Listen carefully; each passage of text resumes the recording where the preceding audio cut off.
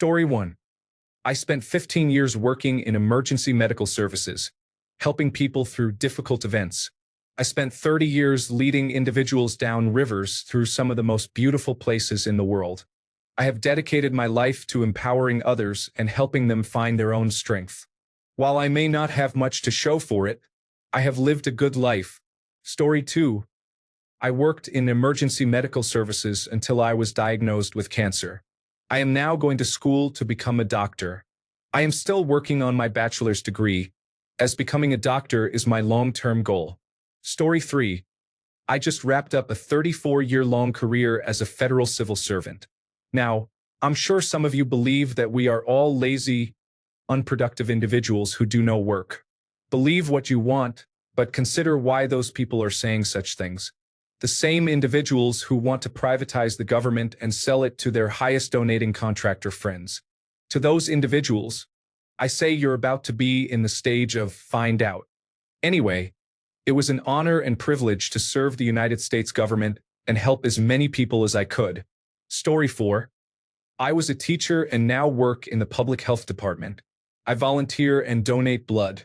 I support the local arts by choosing community events over large shows in the city. I have never missed an election, having voted for 45 years. Story 5. I volunteered multiple times to work in soup kitchens. It is very fulfilling work to care for those in need. I met a woman who spoke very limited English, and she tearfully thanked me for feeding her son. It profoundly impacts you when you realize that this is sometimes the first meal they have had in days. Story 6. To date, we have ensured that over 500 students with special needs receive the services and support they need to succeed. Story 7. Plenty. I was a nurse for a couple of decades, supported a soldier husband, and brought a firefighter into the world. That is enough. Story 8. It is difficult to eliminate fascism when neighbors are deeply influenced. I did what I could, but my single vote does not carry much weight when the electoral system grants maximum power to a select few states. Story 9. I volunteer weekly at a local food pantry, assisting clients in selecting groceries. We often discuss our favorite foods. Story 10. Saved approximately $1,250,000 of taxpayer dollars on cost-plus defense contracts by modeling vendor manufacturing processes and using the resulting cost model in supplier contract negotiations. These savings are annual, based on contracts lasting 7 to 10 years. Unlike some others, I am genuinely saving taxpayer dollars. Most of my work is on the commercial side, where the savings are smaller and only benefit my employer, but hey, money is money. Story 11. Just try to be a good person. Give back to the community and be there for my friends and family when they need me. Story 12. With over 20 years as a consular foreign service officer, I spent the majority of my career ensuring that we did not issue visas to individuals who did not qualify or posed a danger. Additionally, I worked to keep United States citizens safe in other countries. There are some remarkable experiences I cannot share. I have served in a war-torn country and another nation affected by civil unrest, as well as in a couple of completely stable countries. I have also experienced unpredictable effects from anti-malarial medicine. It has been a rewarding career. Public service was once held in high regard, and the oath taken was a solemn responsibility. How have we forgotten that? Story 13. I pay my taxes and strive to be law-abiding. More importantly, I aim to be a person of integrity and adhere to a neighborly moral contract. I wake up each day trying to bring a positive level of energy and care to everyone I genuinely interact with, regardless of our differences. I strive to be respectful, continuously educated, thoughtful of our planet, and I enjoy aesthetics. I color my free time, work with pride, and do my best to release any trauma I can identify, ensuring that I do not pass it along. I also encourage my children to do the same and, at the very least, to find a better way to be for themselves and their children than I knew. I don't often think about my country, but I want to do my part in evolving our species, and I'm not sure those two ideals coexist smoothly in daily life. Story 14. I'm on the board of 2 local nonprofit community groups, serving as chair of one. I strive to make sound decisions for those communities and my town, and I encourage others to do the same. I am committed to supporting institutions. Story 15. 4 years in the Navy, plus over 3 years of volunteering to help blind individuals. More than 20 years of teaching free outdoor survival classes for a state wildlife agency. Being considerate and respectful in social interactions. Story 16. Civil service. I worked in archaeology for the Forest Service. I sustained a disability from a knee injury when a slope collapsed beneath me. I later worked for my state, conducting archaeology monitoring on large construction projects. I have encountered hazardous waste buried in the ground from outdated industrial activities. My job may have contributed to my health issues, and I am in a long waiting period to see if I develop an asbestos-related disease from those contaminated sites. Story 17. Why shouldn't I demand healthcare and education from my country? Why do I owe the wealthy anything? I will ask, no, I will demand what I am entitled to as a human being. I will demand it for all of us, and they will pay for it. We have sacrificed everything for them in the name of imaginary lines drawn in the sand. The wealthy do not speak for the country. They do not speak for the people who live in it. They only speak for themselves, and none of us have any obligation to serve them, given the imbalance of the social contract. It's time to shred this farce of a contract and to dismantle the mechanisms of oppression. Ask what your country does for you. Ask what the wealthy do for you before you throw your life away for them. Ask what the point of all of this is if you cannot even support a family and live a decent life. If your child's future is sacrificed so that some billionaire can have his 30th mansion and 5th yacht, what is the point? You owe them nothing. Demand better. They commit atrocities ostensibly in the name of the country.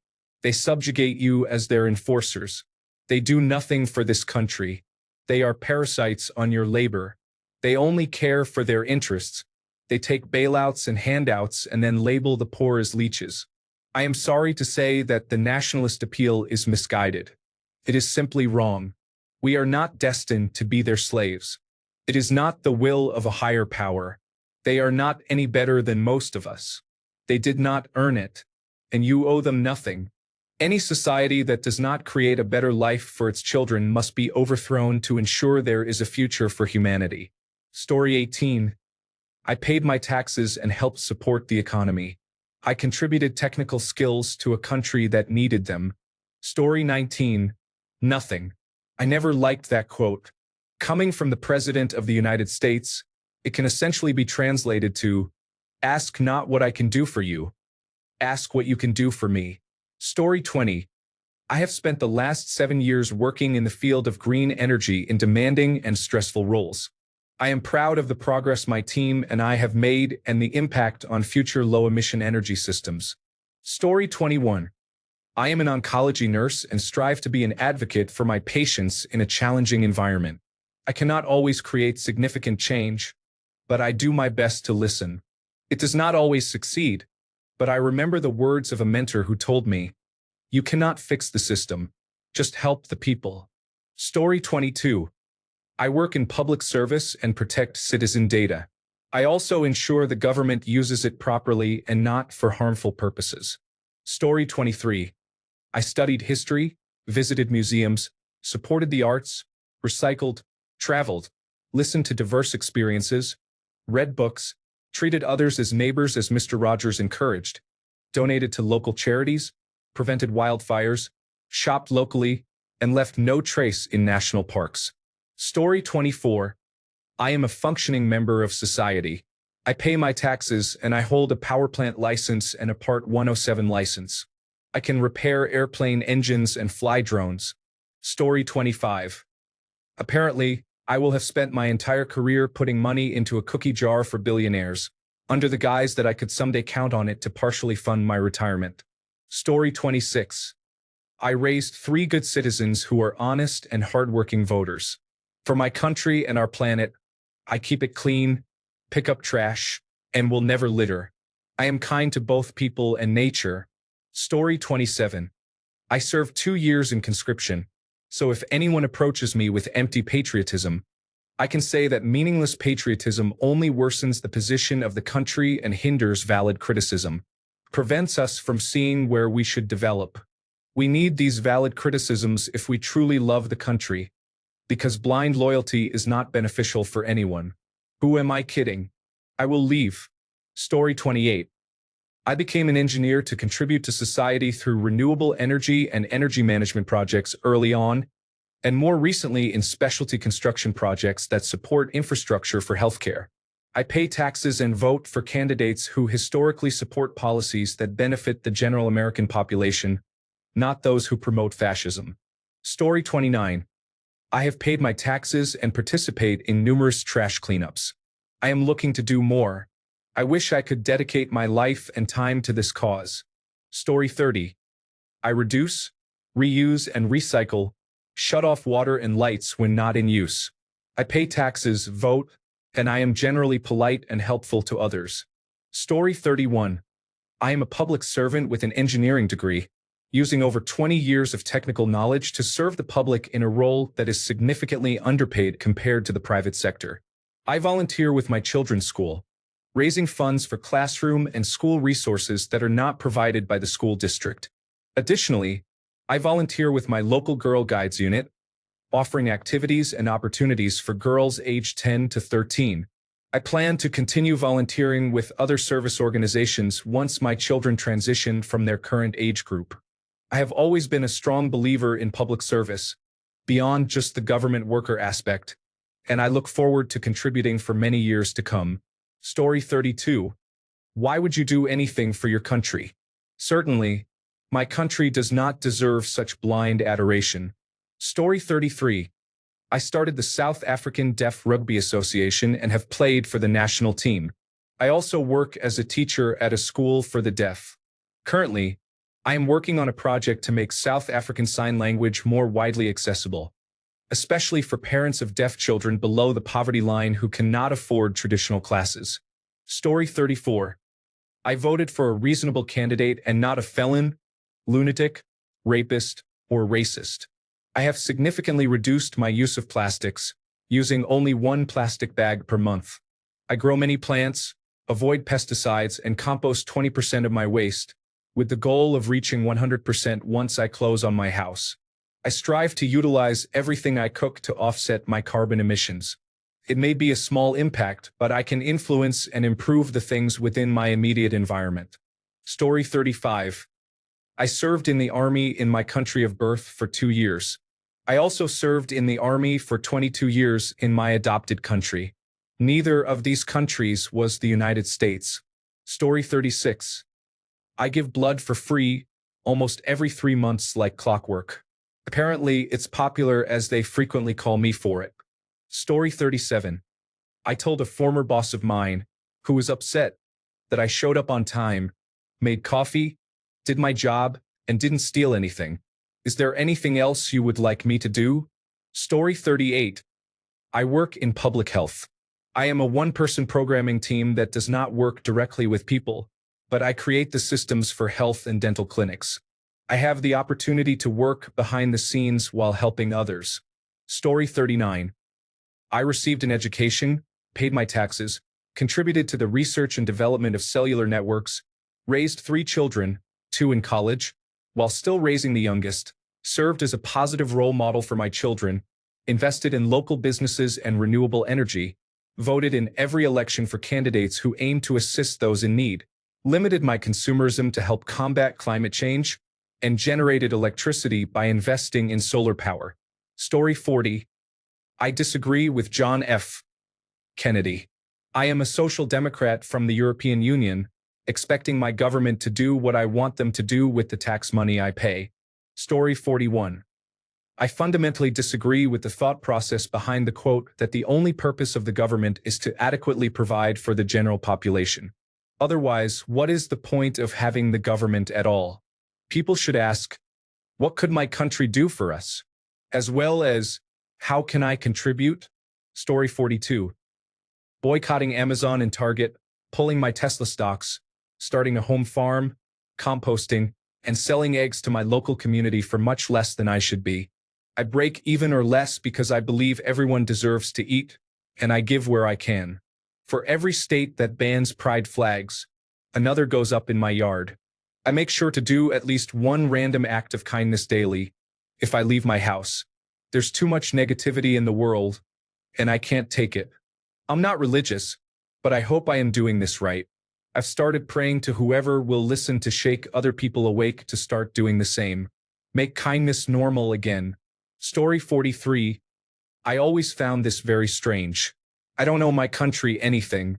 At the time, I thought, I'm not going to Vietnam to fight a pointless war. I don't know my country anything. If Canada reinstated conscription, I would simply tell them to leave me alone. Unless I genuinely believed there was an imminent threat worth fighting against, such as an invasion. Story 44. This is where I disagree with John F. Kennedy. I understand that part of his job was to promote and support the United States. However, this messaging can easily be used for dystopian purposes. A phrase that comes to mind is everything for Germany. A better version of this is ask not what your community can do for you, but what you can do for your community. Interdependence between marginalized groups creates a foundation of power where real justice can prevail. Story 45. This quote from George Barrington comes to mind. From distant places, over widespread seas, we come, though not with much splendor or sound of drum, true patriots all. For be it understood, we left our country for our country's good. Story 46. Not sure my country profited by it, but I earned 2 Bronze Stars 6 months apart. The first was presented to me when I left I Corps, the jungles between Hue and the A Shau Valley. I received the medal as part of the paperwork I had to complete before I could leave I Corps. I couldn't make heads or tails of what the medal was for. I read the citation, but it was presented along with a Cross of Gallantry for assisting the Army of the Republic of Vietnam by supplying access to American artillery as they attempted to drive the North Vietnamese army out of the jungle between Quang Tri and the Cambodian border. It was just a job. I didn't do any heroics, gallant or otherwise. The second Bronze Star came in the mail about a year after I returned home. It involved how I brought in American artillery to counter a mortar attack on our 1st Cavalry landing zone in the 3-Corps jungle between Cambodia and Saigon. Near as I can tell, I was just doing my job, nothing special. That Bronze Star was accompanied by a device indicating valor, which I learned later was supposed to represent the courage I exhibited that day. I can't imagine myself as a hero. I did a job. My job was to kill the enemy with artillery. I did that. I don't think my country was affected at all by what I did. Not for better nor for worse. I did cost the Treasury some money by being placed in a Veterans Affairs psychiatric hospital about 12 years after I got back. All that good that I didn't do, and couldn't have improved my country at all, finally took a toll on my mental health. Took a while to get my brain back in working order. That was when I was offered a job as a deputy district attorney in far western Colorado. I think I did some good there, but they didn't give medals out, so how would I know? What did I do for my country? No idea. Story 47. I worked as an essential worker during the first year of the pandemic, before vaccines were available. I wasn't a nurse or doctor, just a Target employee, but it felt good knowing I helped some kids get their Christmas presents in 2020. It was a terrifying job, and I am lucky I didn't catch COVID, but I'm glad I could serve my community. I tried to do the same in my current public-facing job. I just wish I had enough money to pay rent. Story 48. I worked for years at the Department of Homeland Security and then moved to Social Security. Now, Elon Musk and Dogecoin are actively trying to convince me to quit. Story 49. Paid a significant amount of taxes. Contributed thousands of hours of service with the Red Cross. Never voted for an authoritarian regime. Story 50. I signed up for the United States Navy after college, but was discharged with a RE4 status due to an unknown issue. I attempted to rejoin the United States Marine Corps to become an officer, but was unable to do so because of the discharge. I served in the Peace Corps in Thailand for over a year and have been involved in public education for almost 15 years. Story 51. Our governments exist to serve us. I have made my own sacrifices for my country and my fellow citizens, but I will not enumerate them here because I refuse to accept the framing that we should expect people to sacrifice for their country when their country does not adequately support them. Story 52. I have voted, written to my Congress representatives, submitted written testimony to both the state legislature and the federal Senate, volunteered with various nonprofit organizations, attended protests, and likely participated in more activities if I reflected on it further. Story 53. I wore a mask and got vaccinated, just as my parents taught me to do in school. Vaccination rates declined with the rise of social media conspiracy theories. Story 54. 30 years in the Navy and Coast Guard, wounded and aware of the difference between a fascist bigot and a Democrat. Story 55. Realize that this statement is incorrect. The government exists to serve the people, not the other way around. Story 56. I always return my grocery cart to the designated area. Sometimes, I also help by returning others' carts. Story 57. Seriously? It's 2025, and America stands for nothing. It's just a place where I keep my belongings and partner. I still do good things for my fellow humans, but not for this country. Story 58. Do not ask that I repay student loans. Instead, ask that companies repay the Paycheck Protection Program loan forgiveness they received fraudulently. Story 59. My first election was a mail-in vote from across the country. I didn't do much except volunteer with my church a few months before we moved. Story 60. I have been involved long enough now, and I am proud to help provide Ukraine with the munitions it needs. Story 61. People often forget that our country consists of much more than the government.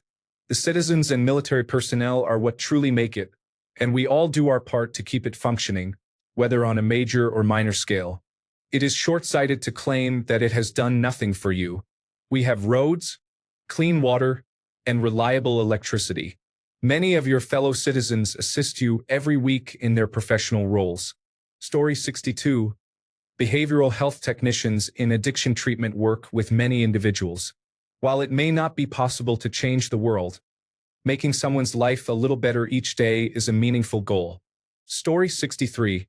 I voted for the Liberal Party because I didn't want to jeopardize my country and the lives of everyone in Canada, including my own children. Story 64.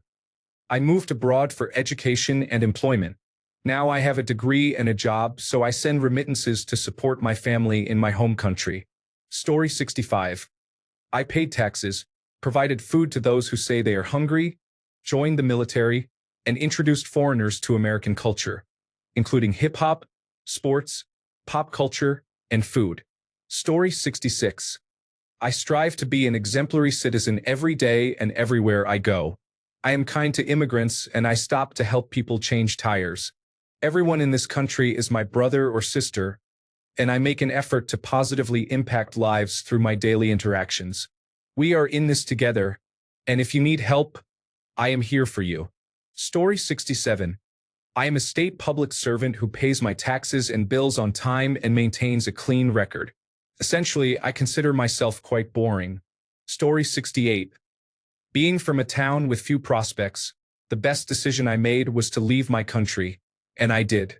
It has worked out well so far. This experience has also provided me with perspective on what I miss and what we could improve. Unfortunately, my country has deteriorated and no longer feels like it belongs to us. Story 69. I have disagreed with the actions of my government when my beliefs differed from theirs. I started a lesbian, gay, bisexual, transgender, queer, and ally organization at my college in the 1990s. I became a registered nurse in my mid-40s because I wanted to help people whenever I could. Story 70. I design and facilitate the construction of single-family homes and apartments. There aren't enough homes, but I am in the industry trying to help provide them. I have also worked on public infrastructure projects that benefited thousands in rural communities. It's a way of saying I am a civil engineer. Story 71. Work on grueling construction to build heating and air systems in the crawl spaces and attics of homes for my fellow countrymen. Story 72. Streamlined a reporting process for a portion of the United States Navy. The 12-hour turnaround was too quick, so it was adjusted to 36 hours instead of the previous 7 to 10 days. Story 73. Well, I suppose my study of philosophy could be limited to this extent. I know that Khalil Gibran, a poet and great thinker, first published the line you are quoting. I believe that intelligence is important in this nationalistic rhetoric. Story 74. Currently, I strive to be kind to the people around me. I listen, help where I can, and give what I am able. I do my part to keep the darkness at bay. 5 years ago, I served in Afghanistan, and that was the most significant service I've provided to my country.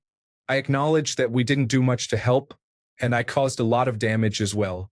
But I tried and haven't given up trying. Story 75. That quote is disappointing. What is the point of paying taxes to the government of a country if the country does not provide anything in return? I only fulfill my obligations, such as paying taxes and registering my car, because I fear the consequences. Do not misunderstand me. I enjoy helping people. I am a professional chef. I volunteer at a soup kitchen when I have the time, making the best soup, sandwiches, tacos, and pasta I can, all for free. However, this is not about serving my country. It is about serving my community. The country holds little significance for me. It is the people that matter. Story 76. We pay taxes so that our government can provide necessary services. Paying taxes is our contribution to society.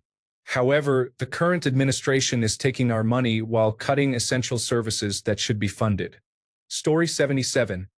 I was a social worker for a while, specifically investigating daycare abuse and neglect, including 2 murder cases. I voted for candidates who support democracy. I pay taxes. I have donated and continue to donate to organizations that support voting rights and reproductive choice. I left the country and obtained dual citizenship in 2016, right before the election. Story 78. I pay taxes and I love doing that. I sometimes visit our finest library in Helsinki, called Udi.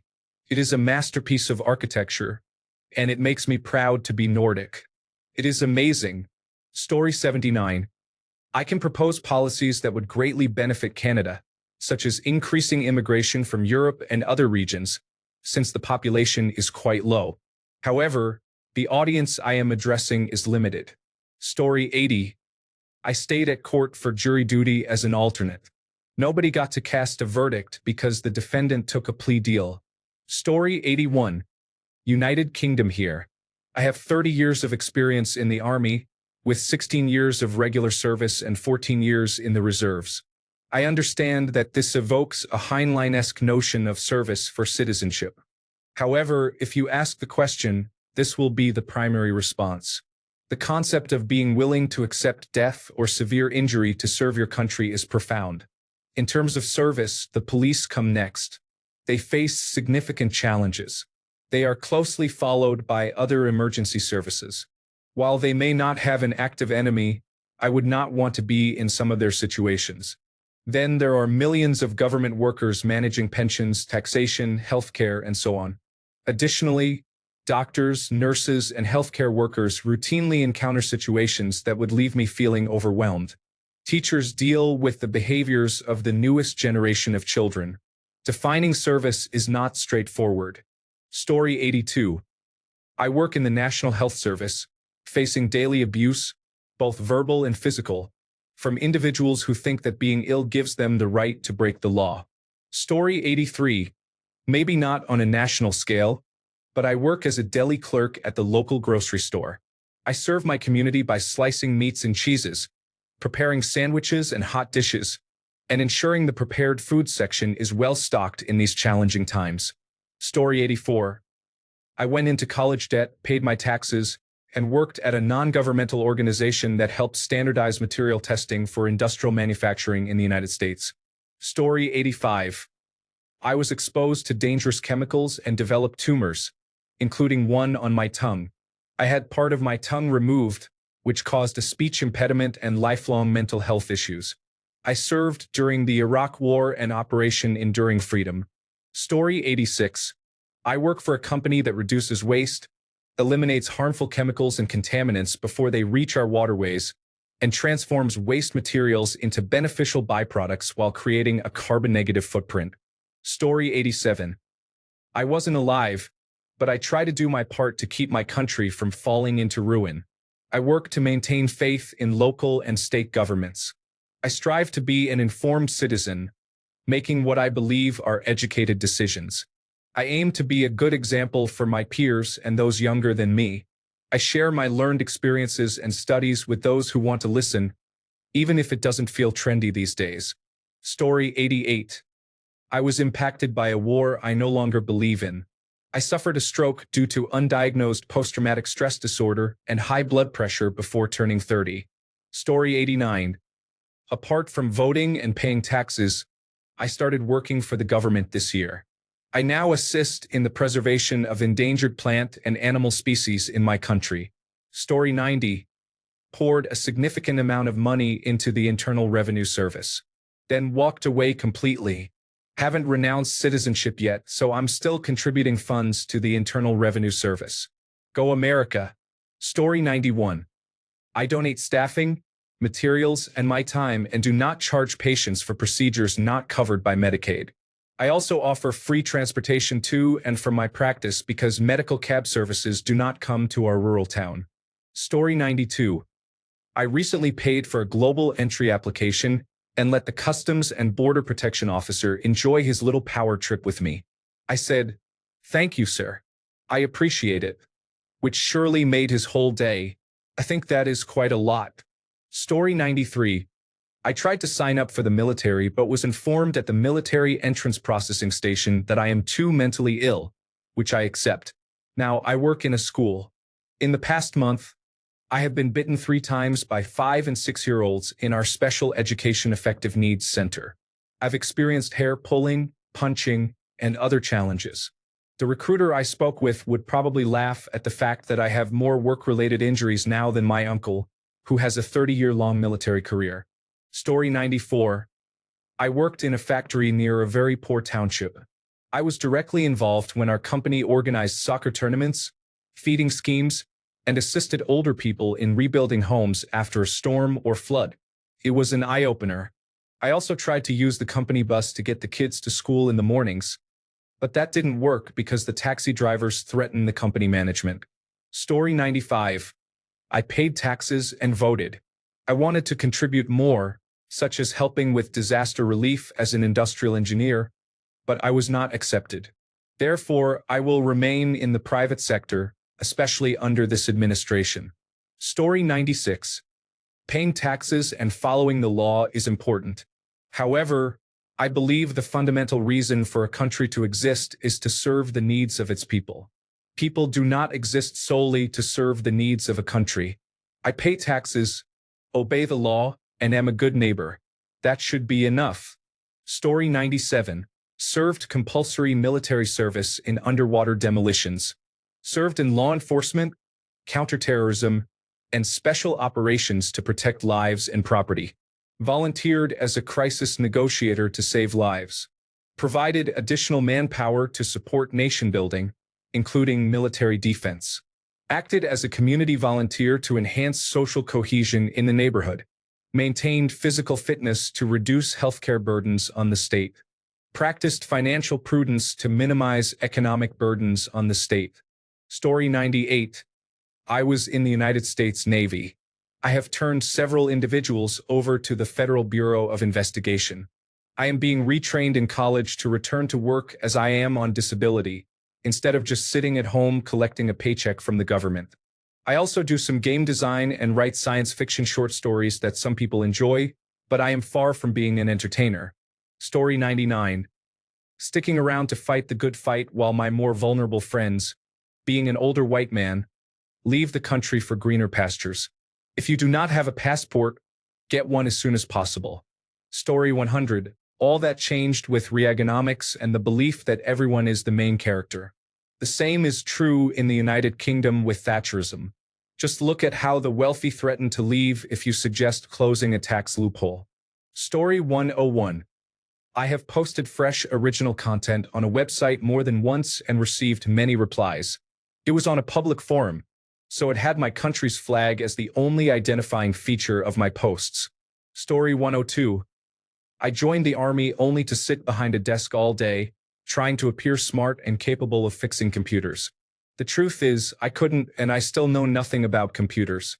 I was trained to run cables, power lines, phone lines, fiber optics, and more. In summary, I did nothing. My entire 4-year career was a waste. Story 103. I spent years caring for people with disabilities, including at least one veteran with a traumatic brain injury. I also taught underprivileged children in an underperforming district for many years. I have voted against every Republican presidential nominee for the past 27 years. Story 104. I allowed them to make their mistakes without intervention, hoping my country would learn from them. It seems I must learn from this mistake. Story 105. I paid my taxes while I was there, then left because it was turned into a difficult situation by decades of neoliberal policies.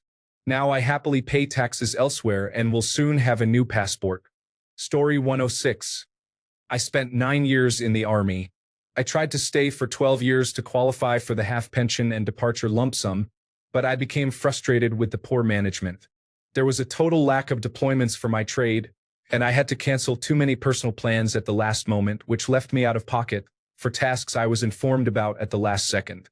Story 107.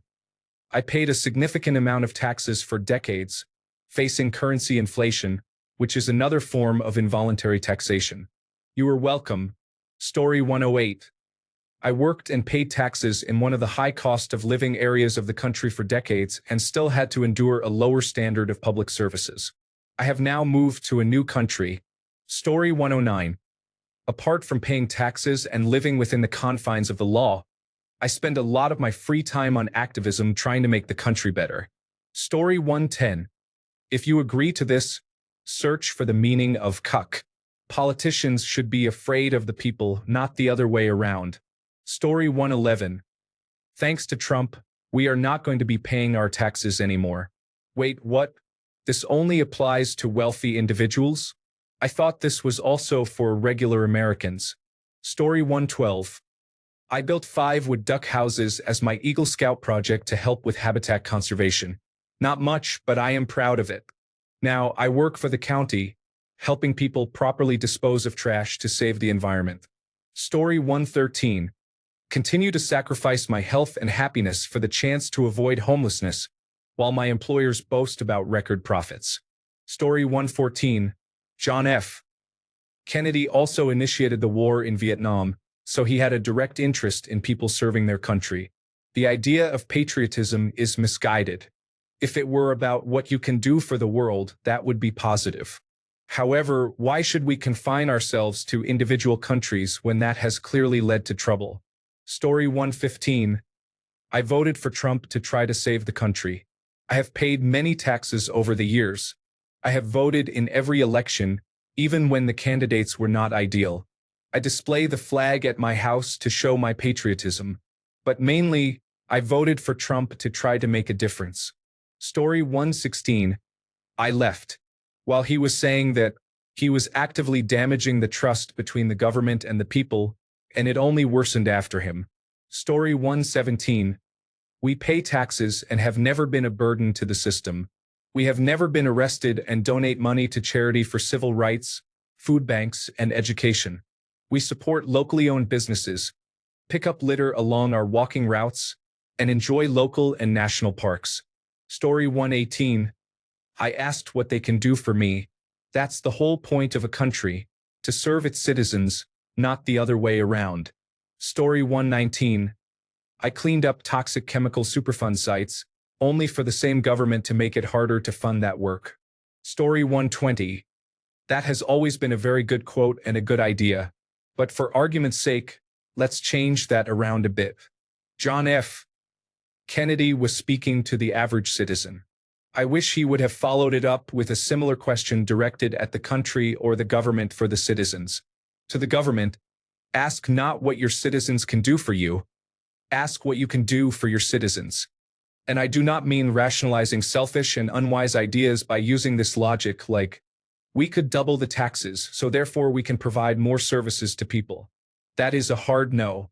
One of the first things that comes to mind is if citizens are going to give you their hard-earned money in taxes, you must be a steward of that money and not waste it. Stewardship of resources, money, physical resources, or others, is a long-lost concept that needs to make a comeback. It has been said that a minimum of 30% of government spending is waste.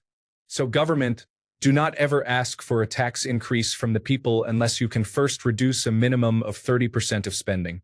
What other things should the government do for the citizens that are not being done now? Story 121. I served my country honorably twice in the United States Air Force from 1978 to 1984 and volunteered at the Olympic Games in Atlanta in 1996. Story 122. Ask Crockett would say, "Get lost. That's what my country can do." Half of these individuals voted for Trump or didn't vote at all, so again, calmly and firmly as I can, go away. If I could snap my fingers and change things, I would. Story 123. I fixed a database required to pay out welfare on the day before it should be transferred, thus ensuring it was transferred on time. Story 124. I spent 20 years in the Marine Corps. Now I enjoy planting trees in my yard. I have 2 cherry trees and 1 pear tree, along with some blueberry bushes and strawberries. I also like pie, so I guess it's for me too. Story 125. I worked to try to cure leukemia, but the country informed me that it no longer wanted me working on that, and my grant was rescinded. Now, I work half the time for 4 times the money for a company. I would go back in a heartbeat if I could.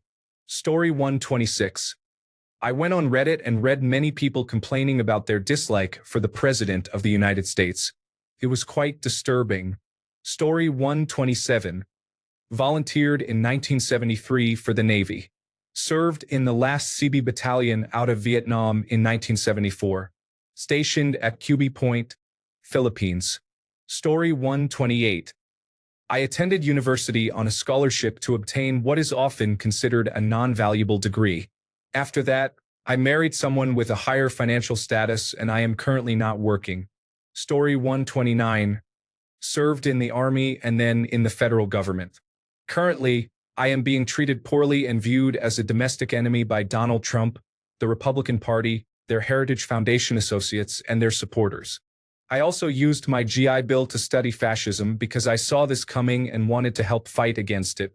By the way, they are actively trying to dismantle Social Security. Story 130. I joined the military and served honorably. I vote in every election. I pay taxes. I contact my representatives when I feel strongly about an issue. Story 131.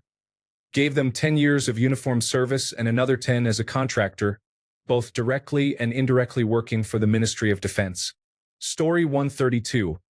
When my veteran mother had cancer, I lent my father money to pay for expenses that the Department of Veterans Affairs did not cover. We promised our soldiers we would take care of them, but we lacked the funds to actually do it. Story 133. I joined AmeriCorps between my college degrees. I was in the Conservation Corps, performing prescribed burns, planting trees, and engaging in similar activities. Story 134. The people who chose to do something for their country are currently being criticized. It is working out well for us here in the United States. Story 135. Volunteer, create and nurture community, hold elected officials accountable, vote, and pay taxes.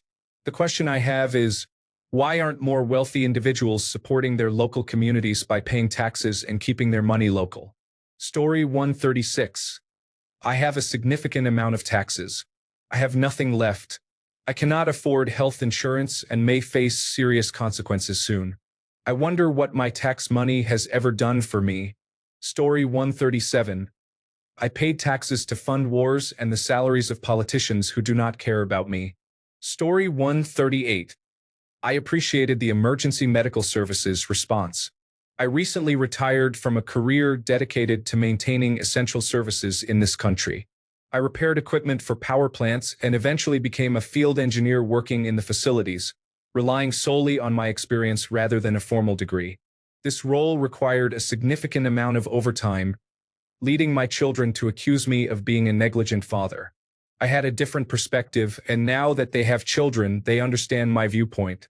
I sacrificed a substantial amount of family time so that my fellow citizens and my family could be safe and comfortable in their homes. Simultaneously, I also volunteered for 6 different nonprofit organizations, including Scouts, Public Radio, and the Cincinnati Museum of Natural History. Story 139. I pay my taxes, and I think that is fair, considering those taxes do not benefit the country. Instead, they enrich families like the Kennedys. Story 140. Shipped out after September 11th. By the time I was trained, they created a reason to send me to Iraq instead.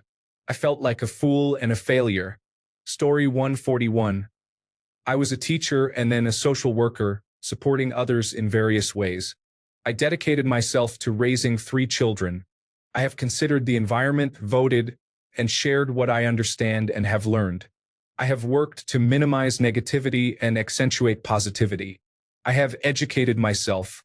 Story 142. I chose to work in the emergency department for a nonprofit safety net hospital. I am committed to lifelong learning, not just during formal schooling. I decided to take care of my body, exercise, and eat well.